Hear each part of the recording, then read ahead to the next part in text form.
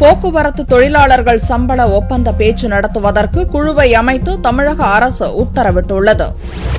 ஊதிய ஒப்பந்த பேச்சுவார்த்தையை துவங்க வேண்டும் என்பன உள்ளிட்ட கோரிக்கைகளை வலியுறுத்தி கடந்த மாதம் 28ஆம் தேதி முதல் போக்குவரத்து கழக தொழிலாளர்கள் 4 நாட்களாக வேலைநிறுத்த போராட்டத்தில் ஈடுபட்டனர். போக்குவரத்து துறை அமைச்சர் செந்தில் பாலாஜி நடத்திய பேச்சுவார்த்தையை தொடர்ந்து போராட்டம் வாபஸ் பெறப்பட்டது. பேச்சுவார்த்தையில் உறுதியளித்தபடி 12வது ஊதிய ஒப்பந்த பேச்சுவார்த்தை நடத்துவதற்கான குழுவை தமிழக அரசு நியமித்துள்ளது. இக்குழுவில் நிதித்துறை கூடுதல் செயலாளர் உமாநாத், சென்னை மாநகர போக்குவரத்து கழக நிர்வாக இயக்குநர், அரசு விரைவு போக்குவரத்து கழகம் மற்றும் விழுப்புரம், சேலம், கோவை, கும்பகோணம், மதுரை, நெல்லை அரசு போக்குவரத்து கழக நிர்வாக இயக்குநர்கள், தமிழ்நாடு போக்குவரத்து வளர்ச்சி நிறுவன இணை நிர்வாக இயக்குநர், சென்னை போக்குவரத்து துறை அலுவலக முதுநிலை துணை மேலாளர் ஆகிய 11 பேர் உறுப்பினர்களாக நியமிக்கப்பட்டுள்ளனர். தமிழக அரசின் கூடுதல் தலைமைச் செயலாளர் பிரபாகர ராவ் வெளியிட்டுள்ள உத்தரவில் இத்தகவல்கள் தெரிவிக்கப்பட்டுள்ளது.